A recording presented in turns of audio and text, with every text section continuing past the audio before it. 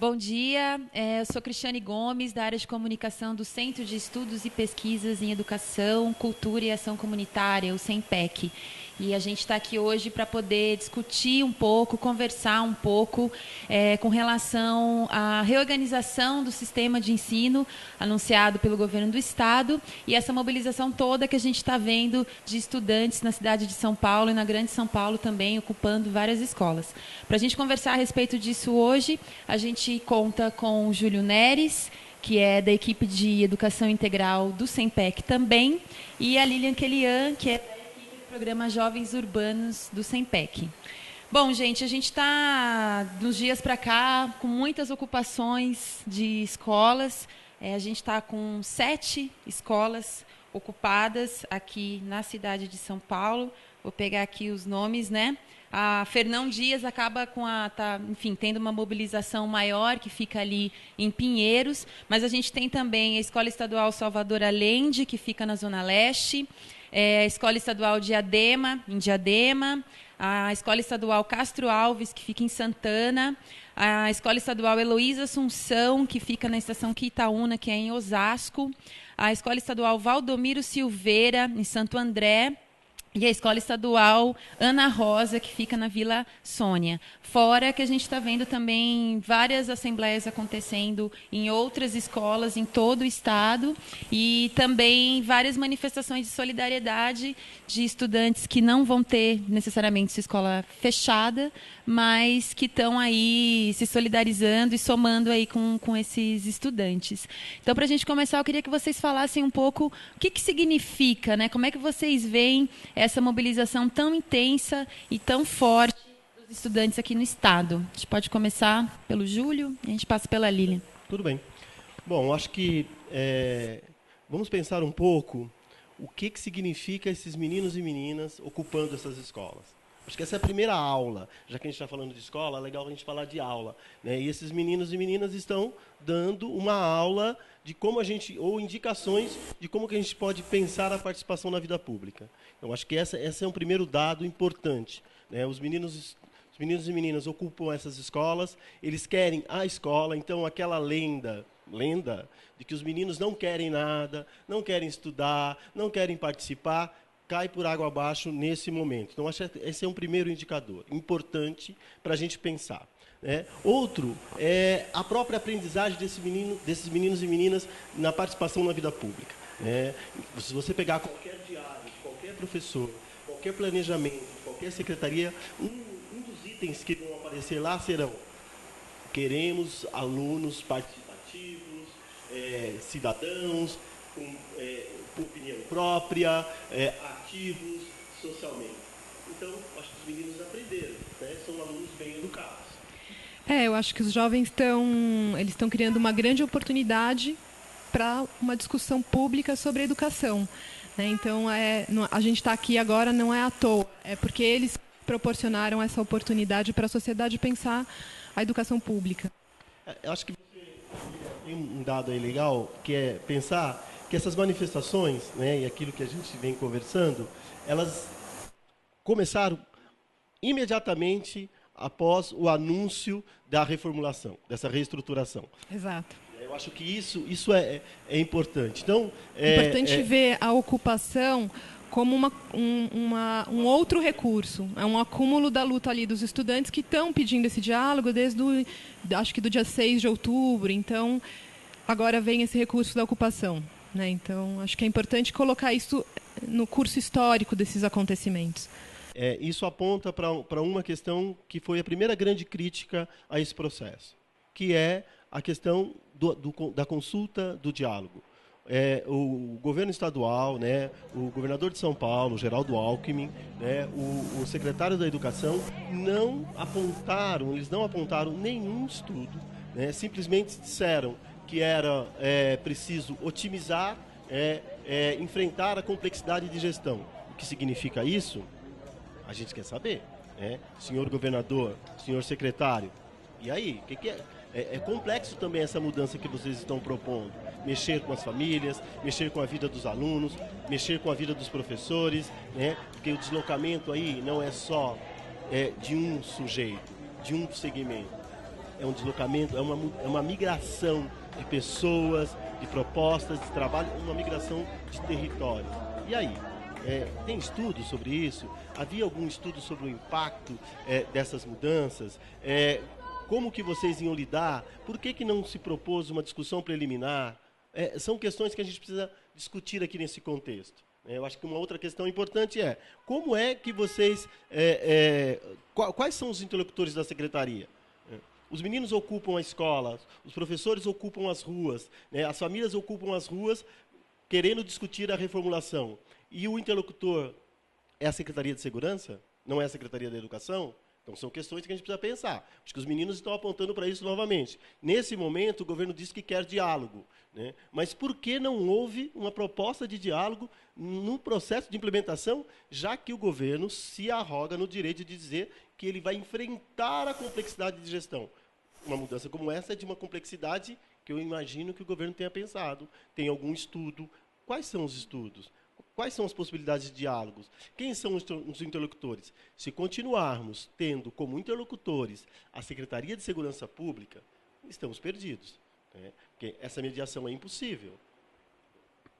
Eu acho muito temerário a gente trabalhar com essa ideia de que é um conflito que vai ser resolvido judicialmente e pela polícia, né? A gente precisa de uma interlocução junto aos técnicos da secretaria, uma interlocução com as instâncias democráticas das escolas, né?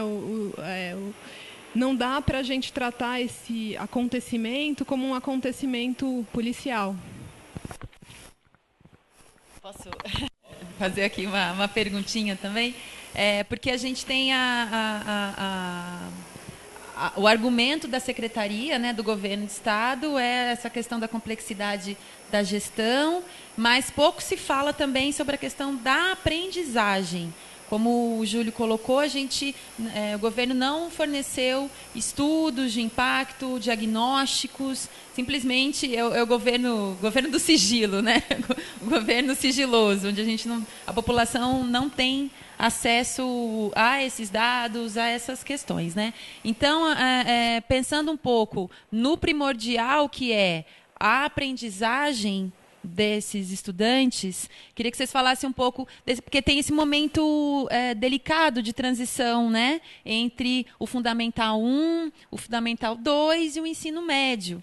E não se está, né, o governo, enfim, não está fazendo esse debate e pouco se sabe, a gente sabe da complexidade tanto da gestão como a complexidade dessa transição também para os estudantes. Então, se a gente vamos, né, falar um pouquinho a respeito. Isso é importante. A gente não pode separar a gestão da gestão pedagógica. Então, toda mudança estrutural na escola tem impacto pedagógico. A gente precisa entender melhor qual é esse impacto. Mas tem uma coisa que a gente está falando muito dos dados, o governador também disse que contra dados não há argumentos, mas a gente não está falando só dos dados, a gente também precisa dos dados para poder entender essa realidade, essa complexidade, mas a gente também precisa começar a assumir uma outra postura dialógica ali, porque há muitas interpretações para esses dados, né? Então, uma coisa que me chama a atenção é a gente não ter discutido qual que é o impacto pedagógico de separar os grupos etários. A gente tem pensado no SEMPEC que a diversidade é uma potência. Eliminar essa diversidade é positivo do ponto de vista pedagógico? Não sei dar essa resposta, mas eu tendo a pensar que não. Porque na passagem, por exemplo, do Fundamental 1 para o Fundamental 2, do ponto de vista pedagógico, vai ficar mais dramático fazer isso entre escolas.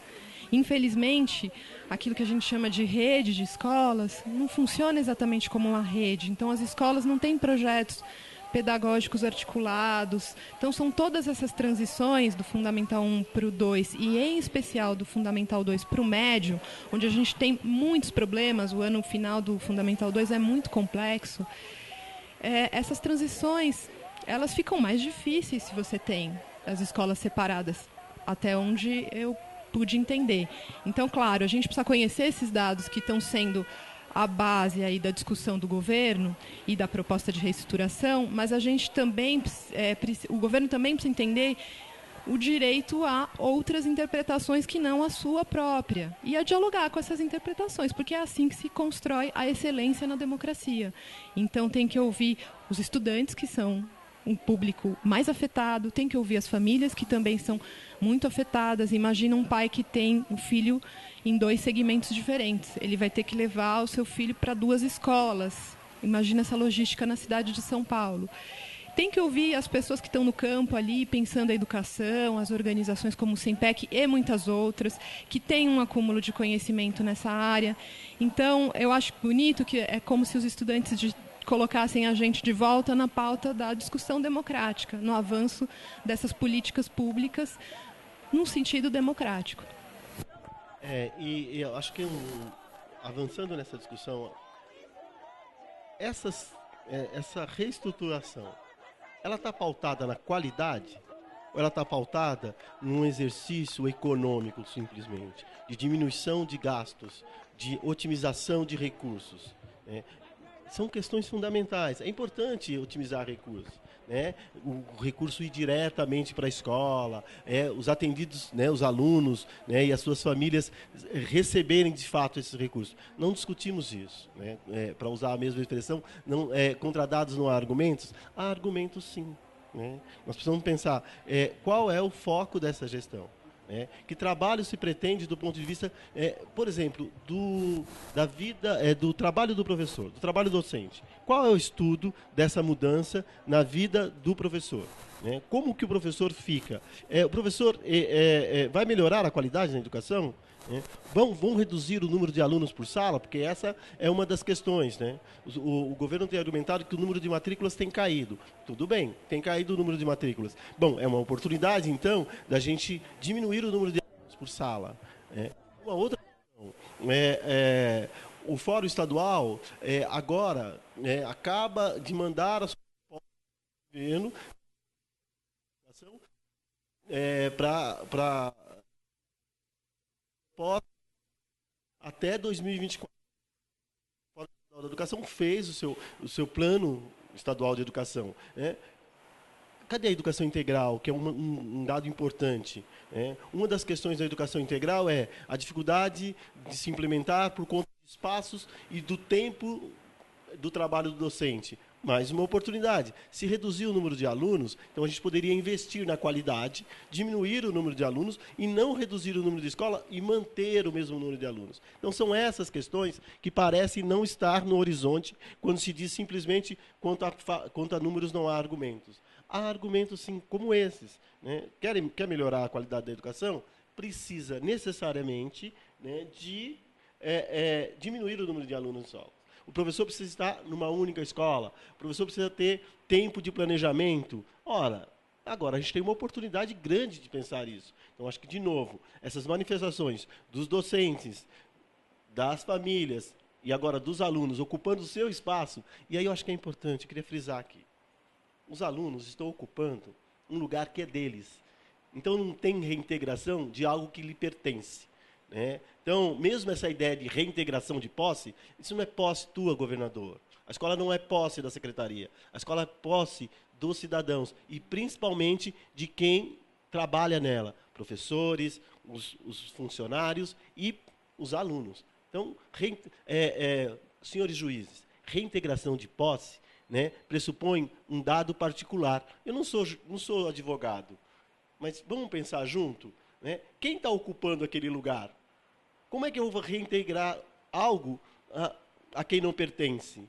Então, essa discussão jurídica, que parece muito racional, parece não pensar a dimensão política e social desse evento que está acontecendo agora. Acho que, de novo, os alunos também estão dando uma aula de como se deve pensar o que é uma reintegração de posse. Já que a gente fala assim, há um discurso, né? Aluno tem que estar na escola. Bom, eles estão. E aí? Vai fazer o que agora? Vai tirá-los de lá? É importante a gente ter em mente, né? A única reivindicação dos estudantes é participar dessa discussão sobre a reorganização das suas escolas. Então, acho que isso é muito importante de colocar.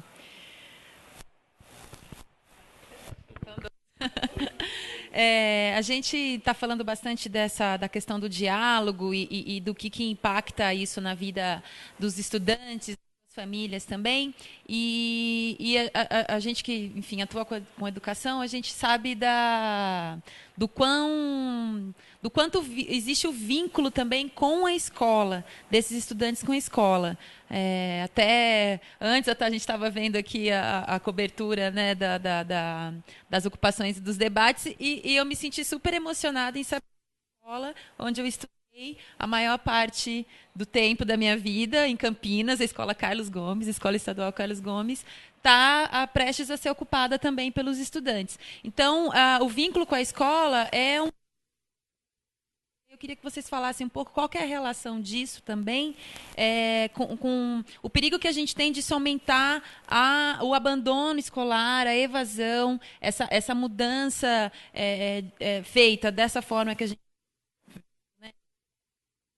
sem transparência, o quanto que isso pode impactar para que estudantes, principalmente aí pensando no ensino médio, abandonem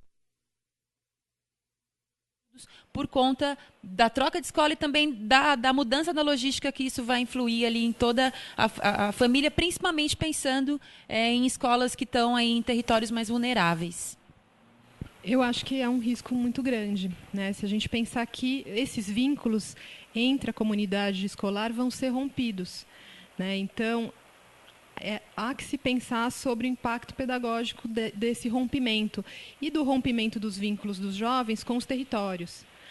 Há muitos jovens que não estão estudando nos territórios onde vivem, mas eles, ao longo da escolarização, desenvolveram ali um vínculo com aquele território onde a escola está localizada. Então, eu acho que o impacto não é pequeno, né? Quando a gente pensa na formação integral dos jovens, a gente sabe que essa formação não se dá apenas na escola, também se dá no entorno do seu território de moradia e do território escolar também.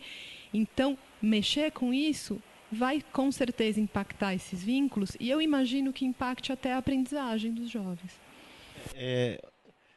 E esse território, vamos pensar um pouco nesse território, que eu acho que é interessante, né? Para além do território físico, tem essa trajetória que esse jovem vai construindo na cidade, né? Então, você imagina que você interrompe uma trajetória que vai criando vínculos com a cidade. Então, é desse território que também nós estamos falando. Como esse menino, né, que a gente quer também que participe da cidade, de repente agora tem que se deslocar para outros espaços, né?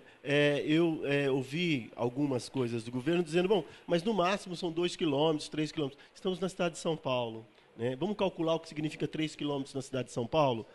3 quilômetros no interior, né, no meio da mata, é uma coisa. 3 quilômetros no espaço urbano é uma outra coisa. Isso para os meninos do ensino médio e do Fundamental 2, que já se deslocam, né, relativamente sozinhos, mas e os meninos do Fundamental 1? Imagina esse impacto na família. Então, nós temos uma série de coisas aí que precisavam, e essa é a grande questão, precisavam de um estudo anterior. Não se trata de ser a favor ou contra a reforma, contra a reformulação. Isso não é estamos desse lado ou estamos do outro lado. Estamos a favor da aprendizagem, né, e de uma educação de qualidade para esses meninos. E o que está se vendo nesse momento é que de aprendizagem não tem nada. A reestruturação não garante, por exemplo, que o número de meninos de matrículas irão diminuir por escolas.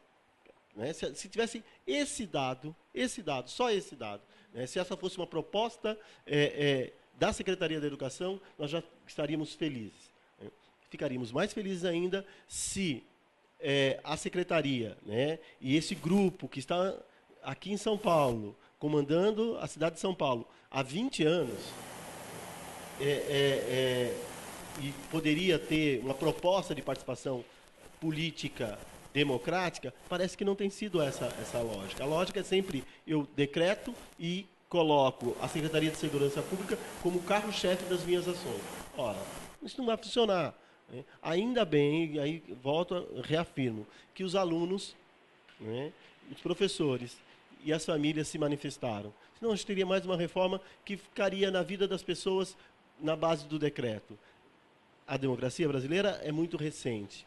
A gente está aprendendo a lidar com ela. A participação na vida pública é muito recente. Então, esses meninos e meninas estão nos dando esse respiro, num momento tão conturbado, né, da nossa vida política, com ações tão conservadoras, é um grande respiro, é uma pista interessante para a gente perseguir. Senhor governador, senhor secretário, bem que o senhor, né, abram as portas da secretaria, abram as escolas, né, tirem a polícia de lá, saia dessa ideia de... Parem de mandar uma liminar atrás da outra de reocupação. Né? Querem o diálogo? Tirem a polícia de lá. Não é? Eu acho que a primeira ação de diálogo, manifestação de diálogo concreta, né? Vocês estão garantindo a segurança de quem ali? Né? O que a polícia está fazendo ali? Segurando o quê? Os meninos já conhecem a escola, eles frequentam todo dia. A escola está lá, não mexeram em nada. Acho que isso é bem importante de frisar, assim, não é o caminho da criminalização que vai resolver o conflito que a gente está vivendo um impasse democrático, né? O governo tem uma proposta, alguns estudantes têm outra visão dessa proposta. E acho que é importante, assim, várias pessoas que estiveram lá, eu estive, acho bem importante frisar que não há nenhuma destruição de patrimônio, não há nenhum motivo de insegurança. E há um número de policiais que é desproporcional. Desproporcional. Tem, sei lá, 20 jovens no máximo dentro do Fernão, que é a experiência que eu visitei, e mais uns 30 ali na frente, que ontem foram visitados lá pela Marcha das Mulheres. Mas não há nenhum motivo para a gente ter aquele número de policiais. É uma questão educativa. Vamos dialogar. Ontem a tropa de choque chegou a ir para lá. Veja, isso é impensável. Como assim? Tropa de choque para meninos adolescentes. O que é isso? Onde a gente vai chegar? Não pode ser assim. Se a gente quer, repito, governador, secretário, diretor regional de ensino, agora aparece, querem o diálogo? Tirem a polícia de lá, levem os professores, levem os uma assembleia com os alunos. A escola funciona por assembleias. A gente pode experimentar isso. Conversem com eles. Se a proposta de vocês realmente é uma proposta boa, apresente essa proposta para os estudantes. Eles, não é que eles não entenderam a proposta. A proposta não está clara. É preciso que se... Nós não sabemos, ninguém sabe. Ninguém consegue responder. Para além do choque de gestão, o que significa fechar escolas? É isso que a gente está fazendo. Estamos, a imagem que está ficando, governador, secretário, é que eles querem fechar as escolas. Isso é muito ruim. Né? Nós queremos abrir escolas. Essa é a grande discussão. Então, repito, querem o diálogo? Tirem a polícia de lá, coloquem os educadores. Tem muitos educadores ali no Fernão, tenho certeza, que têm uma interlocução com esses alunos. Não há dúvida sobre isso. Né? Os meninos e as meninas que estão lá, né, os que estão apoiando lá de fora e os que estão dentro da escola, conhecem os seus professores e têm diálogos. Tanto conhecem que eles querem ficar nessa escola. Outra dica aí, governador. Né? Olha só, se os meninos querem ficar nessa escola, vínculos afetivos, vínculos com os territórios estão postos. Por que não olhar para esses vínculos como interlocutores? A polícia não tem interlocução nenhuma com esses meninos. A polícia tem que estar em outro lugar. Eu não sei bem onde, mas não é lá. Eu tenho dúvidas de onde a polícia tem que estar. Tenho medo, porque como governador pode achar que a gente está mandando a polícia para outro lugar. Não. Né? Não a polícia. A Secretaria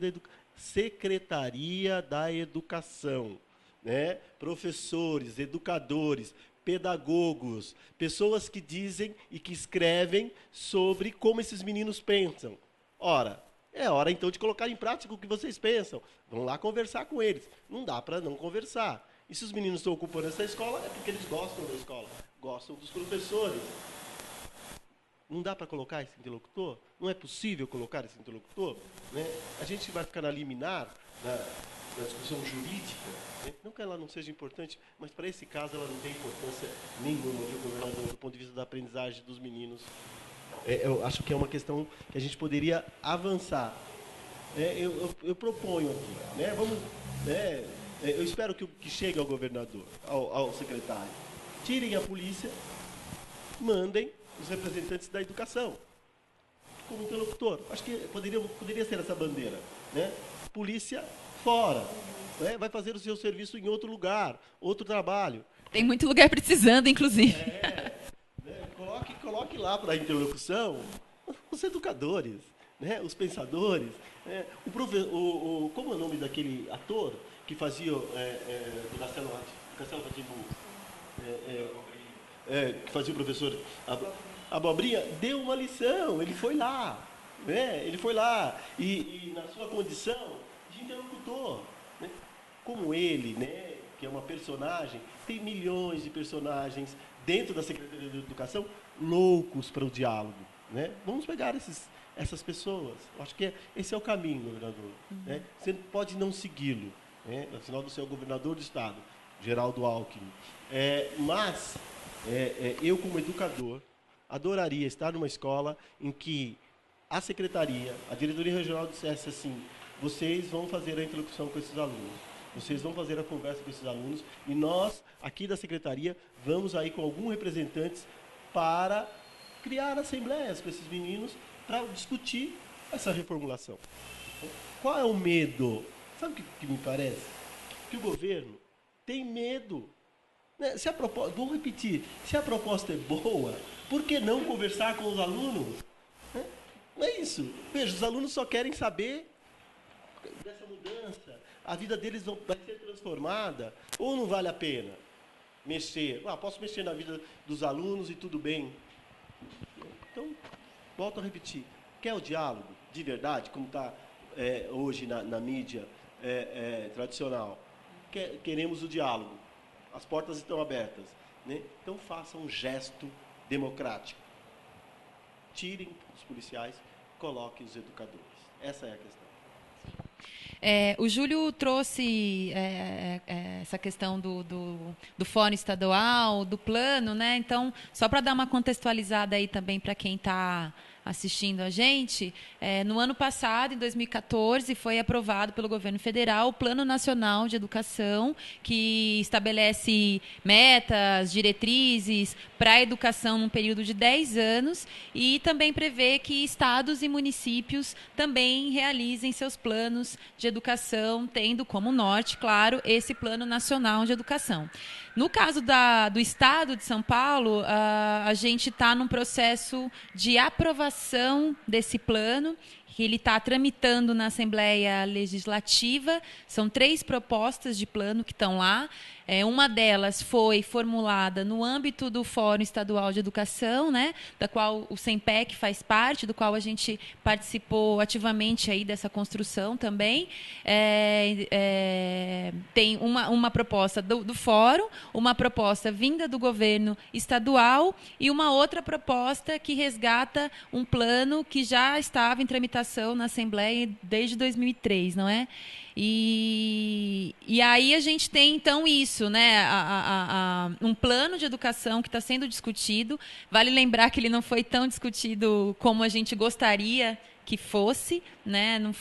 Não houve tanto debate. Aconteceram audiências públicas, cerca de 8 ou 9 audiências públicas em todo o Estado, desde setembro, mas essas audiências também só aconteceram por pressão dos movimentos sociais da área de educação, dos movimentos sindicais da educação, os estudantes também participaram desse processo. Então, essa pressão fez com que essas audiências acontecessem.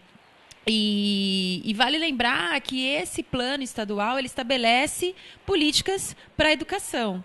E ele ainda não foi aprovado aqui no estado de São Paulo. Então, é curioso também a gente ver uma mudança tão substancial, uma proposta de mudança tão substancial por parte do governo, acontecendo antes que seja aprovado um plano estadual de educação. Inclusive, é uma questão muito pontual, enfim, forte que está acontecendo na mobilização é que a proposta do governo, do nada, propôs o acréscimo de 3 metas. A gente tinha 20 metas que tinham sido discutidas por essas organizações, entre elas a gente aqui, o SEMPEC, no interior do fórum. e 3 metas foram acrescidas na proposta do governo, e algumas delas até justificam essa reorganização que já está sendo implementada, só que, veja, novamente, não foi aprovado o plano. Essas metas justificariam as mudanças, mas o plano não foi aprovado. Enfim, essa é mais um capítulo dessa história da falta de transparência e da falta do debate mesmo, né? Independente de concordâncias ou discordâncias, a questão é trazer para a sociedade o debate. Bom, mas feito esse parênteses gigante, né, que eu fiz aqui, queria que vocês falassem um pouco também desse processo do plano, né? Principalmente o Júlio, que é o nosso representante no Fórum Estadual, que acompanha as reuniões, que acompanha as audiências. E a última audiência que teve na Assembleia Legislativa, inclusive, teve uma presença massiva dos estudantes, né? Já pontuando, já questionando o secretário por conta da reorganização.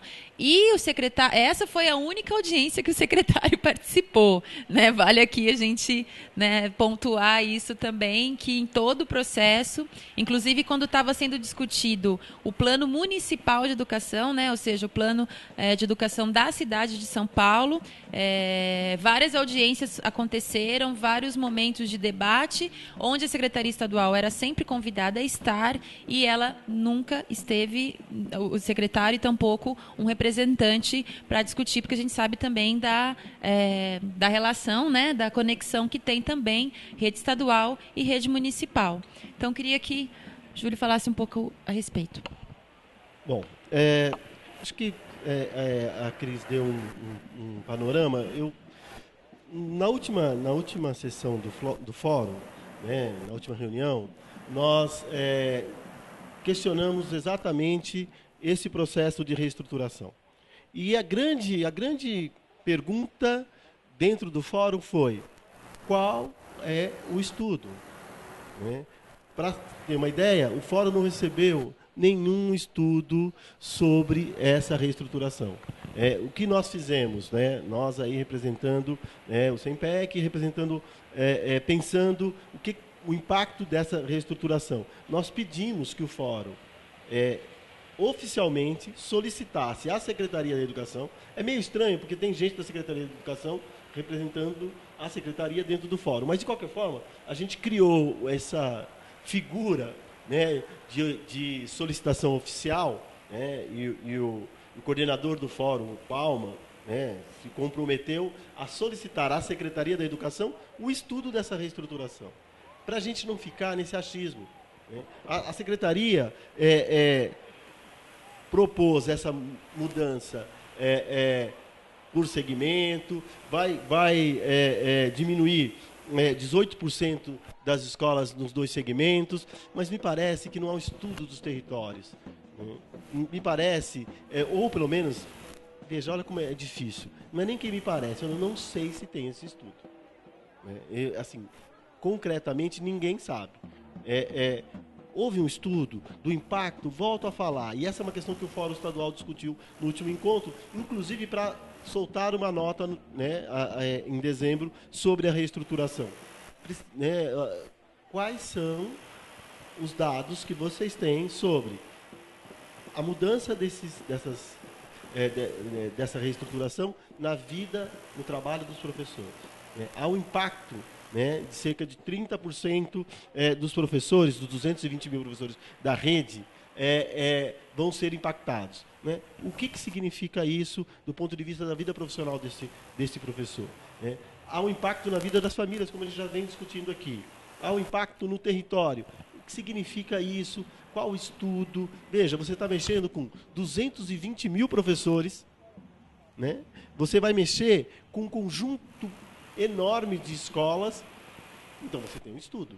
Um governo que toda hora diz que trabalha a partir da gestão, tem que pensar isso. Então o fórum, no próximo encontro agora, no dia 2 de dezembro, é o encontro do fórum, é a reunião... dia 1º de dezembro é a reunião do fórum. No dia 1º de dezembro, o fórum eu espero que a secretaria, então aproveito aqui para fazer um pedido ao secretário, ao governador, que enviem para o fórum o estudo, para a gente falar em bases concretas. Esses números genéricos, diminuição em 2 milhões de alunos, tá, é um estudo concreto, mas como que é o estudo da redistribuição dessas crianças? Queria saber, sobraram quantos alunos e como é o estudo da redistribuição?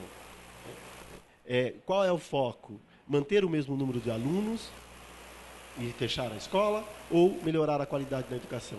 Aí volta o que a Lilian disse. Essa é a interpretação dos dados. Eu posso, economicamente, dizer, bom, diminuíram 2 milhões de alunos, então vamos diminuir o número de professores e diminuir o número de escolas. Lógico, né? Eu diminuo o impacto na folha de pagamento. Que interessante, mas eu posso também ter outro enfoque. Posso pensar, bom, agora eu posso finalmente mudar a qualidade da educação no Estado.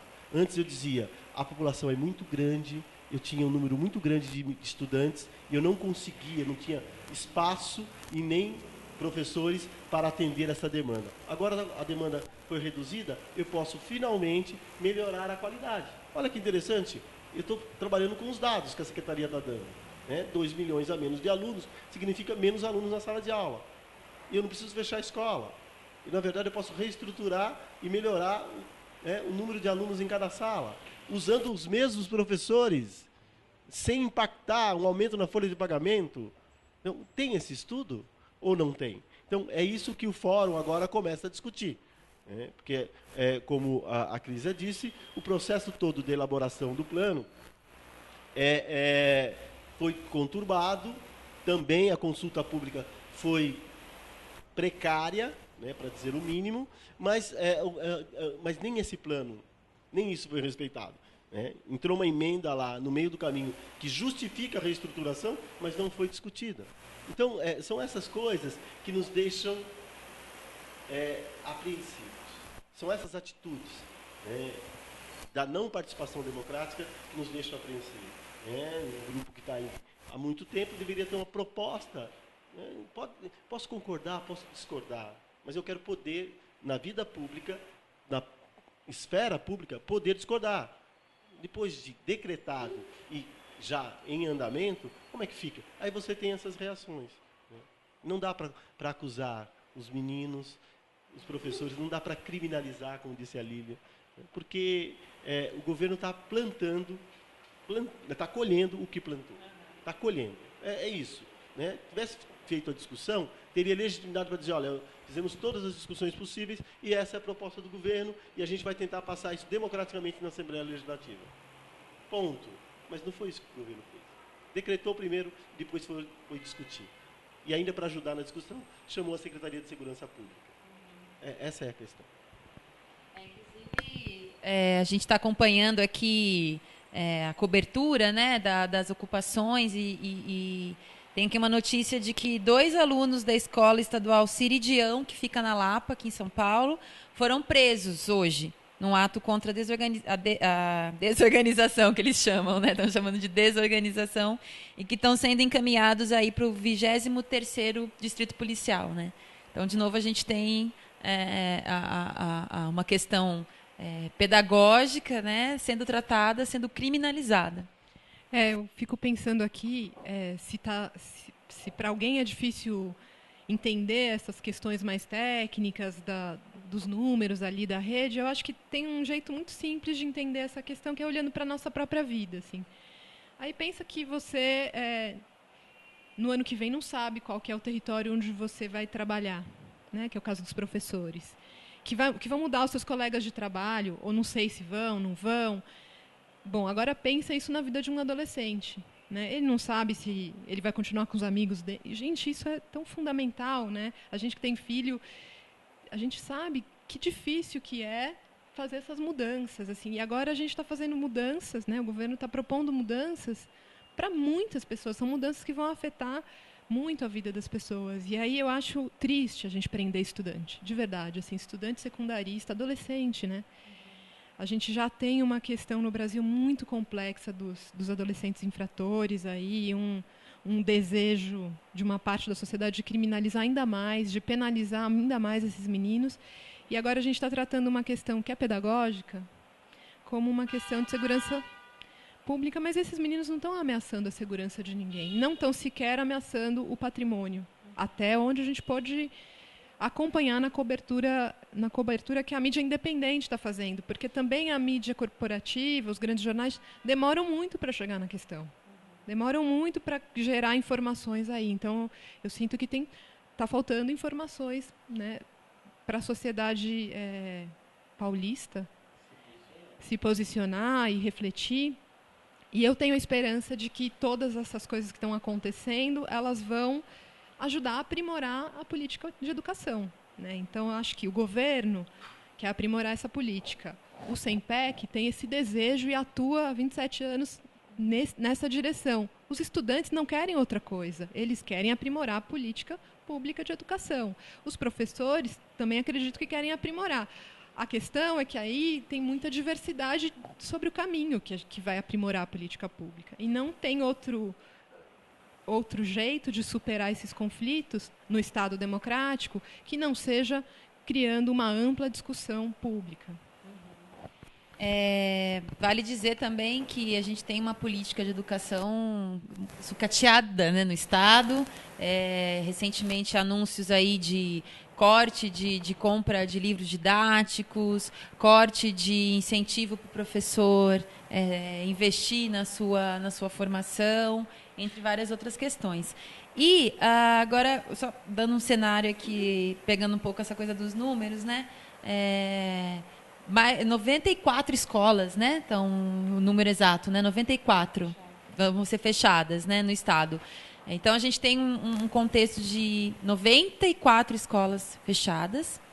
A gente tem um contexto também de... São Paulo tem o maior número... 311 mil alunos que vão ter... vão ser deslocadas, né, das suas escolas. 311 mil, né? Bastante gente. E também São Paulo tem a média, na média nacional, São Paulo é que tem a maior média de número de alunos por sala. Então, assim, é uma conta também que é meio, sei lá, não fecha, né, gente? E eu participando de algumas audiências também, conversando com alguns estudantes, a gente tem, no ensino médio, a gente tem sala de aula com 70 alunos, com 80 alunos. Né? Como é que um professor dando conta disso? Então, isso.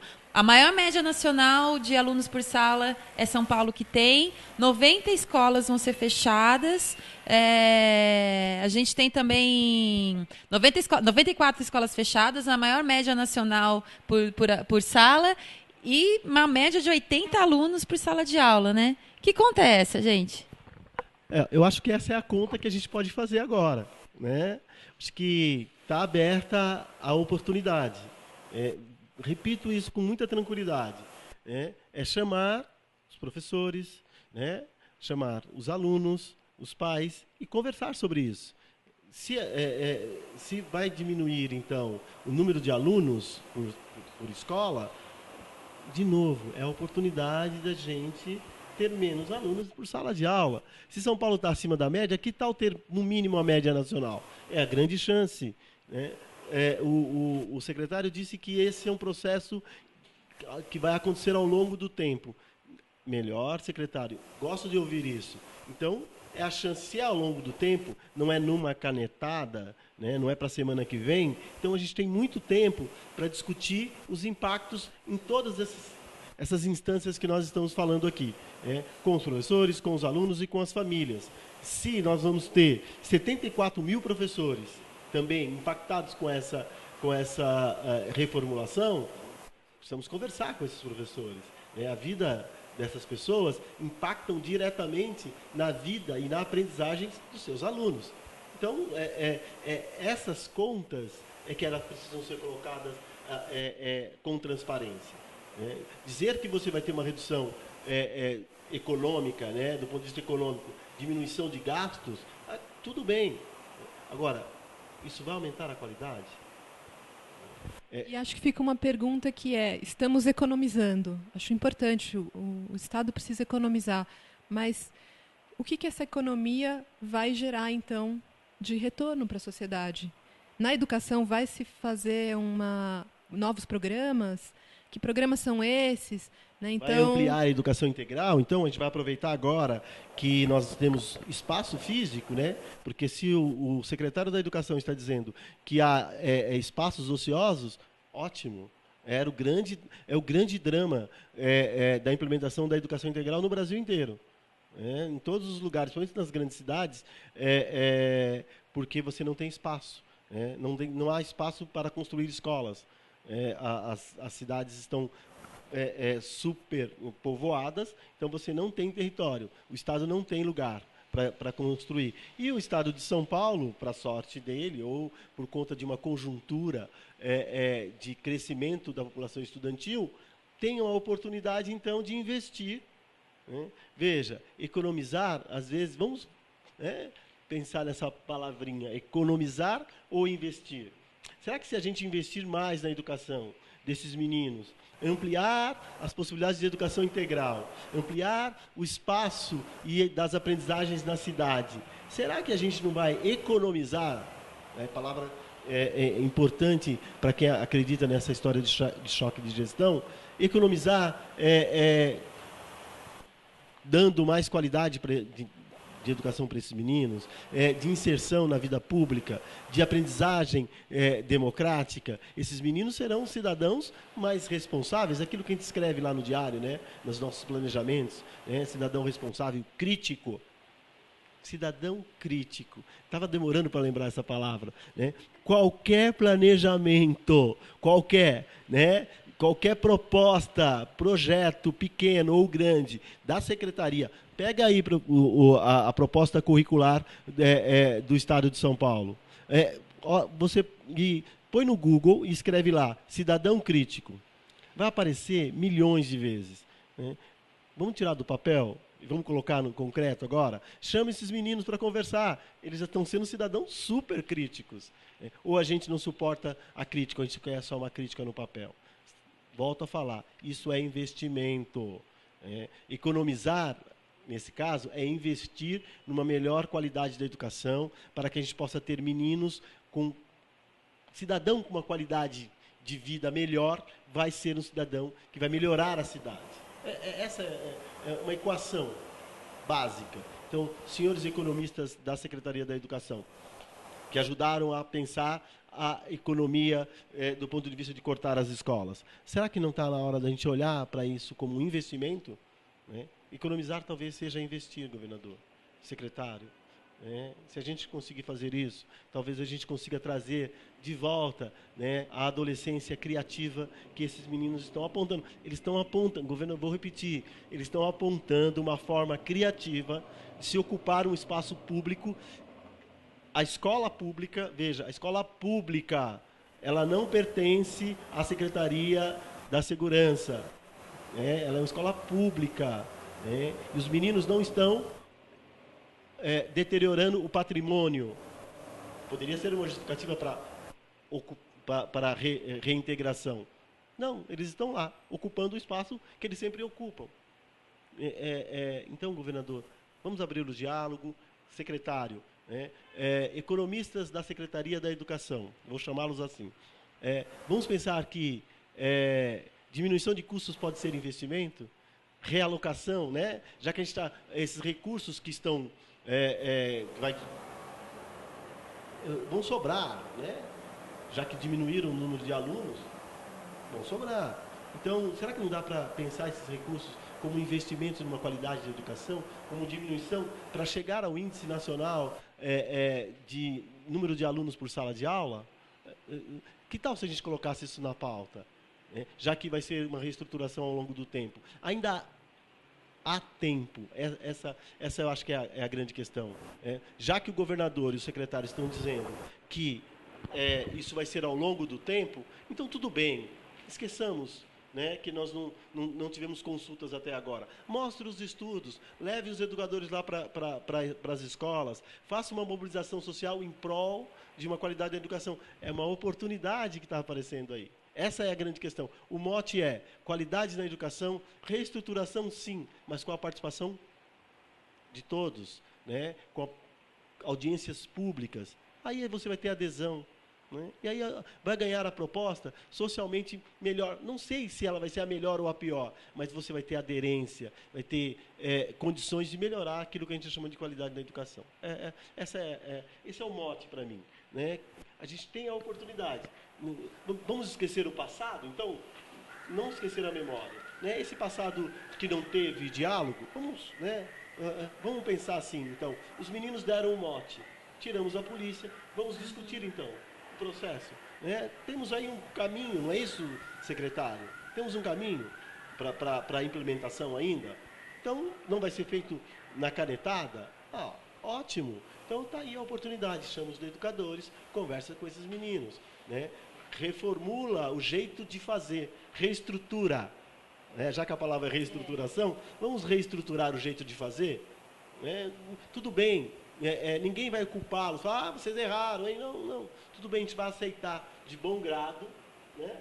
Um reconhecimento público, né? de um Estado que acredita na vida pública, né? Que não está em defesa só de interesse de um determinado grupo que está dentro do Estado. Não, está preocupado com a vida pública. Eu acho que seria republicano, para usar uma expressão que se gosta muito, que a mídia tradicional adora. Né? Tudo bem, então vamos ser republicanos? Né? Que tal? O que eu fico pensando em relação a essa lógica econômica que pelo menos nos discursos é ela que está pautando, é que a gente tem que tomar cuidado para não economizar os recursos e desperdiçar as pessoas, né? Então, não vamos desperdiçar os jovens. Eles estão ali refletindo sobre educação pública, refletindo sobre a sua própria história ali acadêmica, os seus projetos de vida. E, com certeza, eles têm inúmeras limitações para fazer essa reflexão. E por que não vamos fazer essa reflexão com eles? Né? Eu acho que é um convite irresistível. Um educador como nós, né? Educadores como nós não resistimos a esse convite que os jovens estão fazendo. Nós temos que entrar nessa conversa com eles. Aceite o convite. Aceite o convite dos jovens. Essa é a questão agora. Que tal você aceitar o convite desses meninos e meninas? É função do mundo adulto, né, fazer essa discussão. É uma nova geração que está aí propondo coisas. A gente sempre diz que eles não propõem nada, não querem nada, não estão a fim de participar, não têm proposta. Nós, quando éramos estudantes, fomos para a rua para defender a democracia, participamos dos grêmios, das uniões estudantis, das organizações estudantis. Ora, os meninos estão aí, estão querendo conversar, né? Só que eles têm dificuldade de conversar com quem está armado, governador. Isso é legal. Conversar com uma arma apontada é meio difícil, né? Quem está armado e com uma farda assusta um pouco. Né? Quem tem um giz na mão já fica mais fácil. Né? Que tal a gente trocar as armas pelo giz? Olha só, tecnologia antiga. Não estou nem falando de colocar nas escolas uma tecnologia e tal. Não, mas essa tecnologia antiga do giz pode ser um jeito de voltar a conversar. Vamos trocar outra proposta. Troque as armas pelo giz. Olha só, não é caro, né? Não é caro, giz é barato, não é caro. Então você pode tirar aquelas pessoas que estão lá fardadas e armadas, que assustam, porque os meninos não estão armados. Né? Eles estão lá. As armas deles são os cadernos e as mochilas com suas, né? Talvez um telefone celular, né? E os batuques? Essa é uma arma. Então, leve batuque também. A secretaria tem. Né? Lembra das fanfarras? Olha, teve uma época cívica que tinha as fanfarras. Né? Tem instrumentos nas escolas. Então, volto a dizer, que tal trocar as armas pelo giz? Para não assustar as crianças, hein? Pensou as crianças menores? Né? Ficam muito assustadas com alguém que anda armado, com uma farda, colete à prova de bala. Então, não precisamos disso, governador. Precisamos de educadores. Trocamos o giz pelas armas. Vamos colocar o giz na pauta.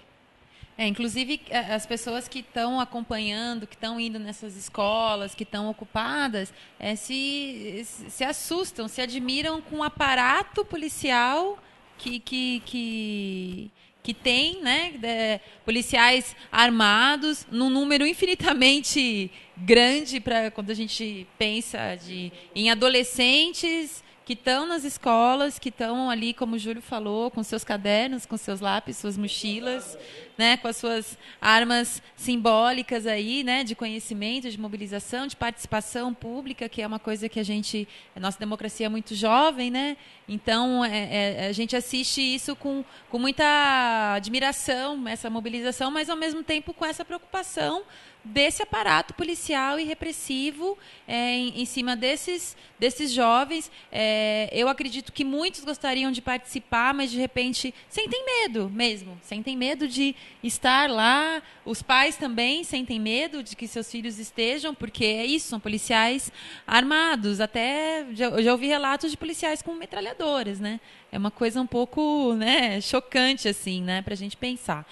Bom, apresentando só alguns dados aqui rapidamente, como o Júlio comentou aqui, são 311 mil alunos que vão ser transferidos para outra unidade em 2016.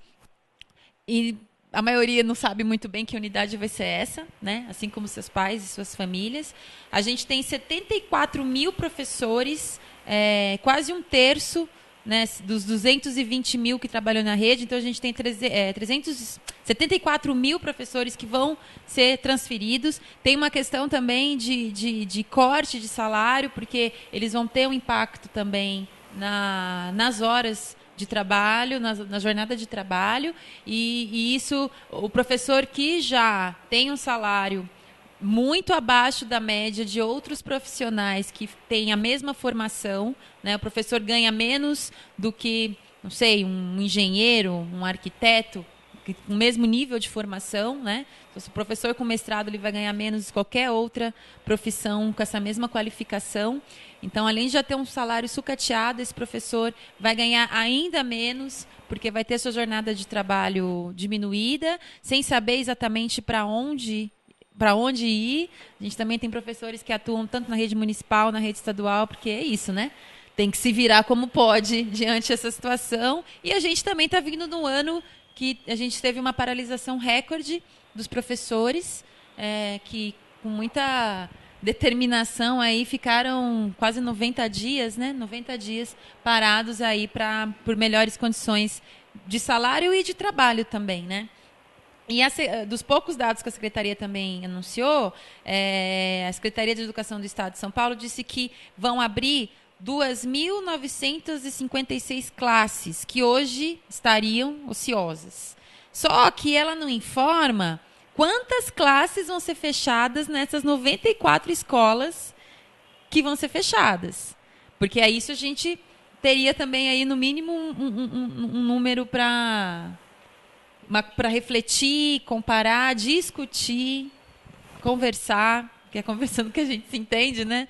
Mas o governo, eu acho que não entende muito isso. Você quer falar alguma coisa, Lilian? Eu acho que, para encerrar, eu acho que a mensagem principal que a gente tem dialogado aqui no SEMPEC é que para a gente até é temerário fazer essa crítica da proposta de reestruturação, porque, de fato, ela não se fez conhecer. O governo não divulgou. Então, de verdade, a gente levanta aqui algumas hipóteses, pensa em virtuais impactos, trabalha com dados ali que são públicos, mas que não sabemos se são os mesmos dados com os quais a Secretaria vem trabalhando. Mas a principal mensagem é essa mensagem do diálogo, né? A sociedade paulista precisa dialogar sobre a educação pública e refletir sobre essa proposta de reorganização. Pode ser boa. A gente não consegue dizer, né? E até para dizer isso, a gente precisa escutar um pouco todos esses impactos na visão das pessoas que vão ser afetadas, das famílias, dos jovens, das crianças, dos profissionais da educação. Então, acho que o nosso desejo aqui é falar sobre diálogo, né? O diálogo precisa ser aberto. O diálogo não está aberto ainda. Eu acho que, para fechar, é isso mesmo. a participação na vida pública, né, foi o mote do nosso começo aqui dessa conversa. Eu acho que ela pode, e o governo pode dar a sua contribuição ampliando o espaço de diálogo. Um país democrático aprende a ser democrático. A democracia é um aprendizado cotidiano, ela não está pronta nunca. A gente diz que a democracia brasileira é recente, ela é, mas em qualquer democracia, as democracias mais consolidadas ou de maior tempo, cotidianamente se reinventam. É o momento da gente se reinventar. Então, secretário, governador, é a hora da gente conversar. Não vamos ficar na dicotomia a favor ou contra. Nós queremos saber como essa proposta atinge, impacta todos esses segmentos que nós levantamos aqui. A falta de diálogo enfraquece aquilo que nós achamos mais precioso, que é a participação democrática. Então, os meninos e as meninas que estão agora ocupando as escolas, o seu lugar de estudo, estão dando uma aula de democracia. Acho que o governo, humildemente, poderia aprender com essa aula e começar a discutir com a sociedade. Vamos fazer o melhor plano possível. Todos nós queremos uma educação de qualidade, que não seja pautada meramente num corte numérico. Ela tem que ser pautada na aprendizagem, na qualidade da educação, na melhoria da vida dessas pessoas, porque isso vai impactar economicamente na cidade. É incrível. Então, investir talvez seja mais barato do que cortar. Essa é uma discussão. Então, topamos a discussão, nós do SEMPEC acreditamos que é preciso dialogar. Na nossa experiência com o trabalho com os educadores, todas as vezes que nós pudemos escutá-los, os alunos, os profissionais da educação, saímos muito melhor do que quando entramos. Então, se a nossa experiência de 28 anos nessa ação em defesa da escola pública pode apresentar alguma contribuição, é essa. Quanto mais diálogo, quanto mais democrático, melhor o resultado. É isso. Acho que o mote pode ser esse. Bom, então agradecer a presença do Júlio Neres, que é da equipe de Educação Integral do SEMPEC, a Lilian Kelian, que é da equipe do Programa Jovens Urbanos, também do SEMPEC.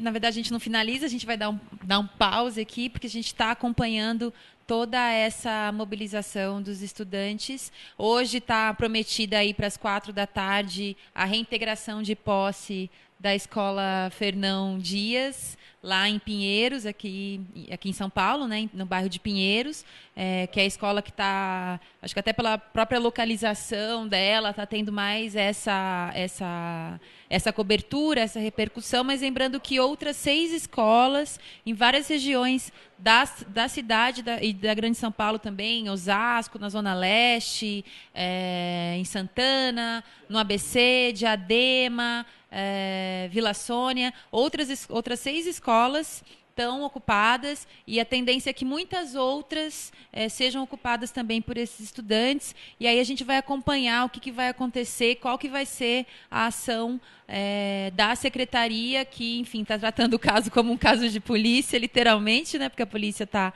acompanhando, está aí, e essa reintegração de posse a gente vai ver o que vai acontecer e a gente vai acompanhar aqui para fazer esse debate, porque é isso... Que ela não aconteça, que a reintegração seja a reintegração da democracia e não a reintegração de tirar os meninos de lá com a polícia. Volto a dizer, traga o giz, chame os educadores, eles podem conversar com os meninos. Qual é a proposta? É só isso. O que a gente espera é que o debate seja feito e seja continuado e que a voz desses estudantes, desses professores, seja ouvida e que a gente possa efetivamente debater essa reorganização, porque o objetivo dela deve ser a aprendizagem e a melhoria da qualidade de ensino da educação pública aqui no Estado. A gente se vê daqui a pouco.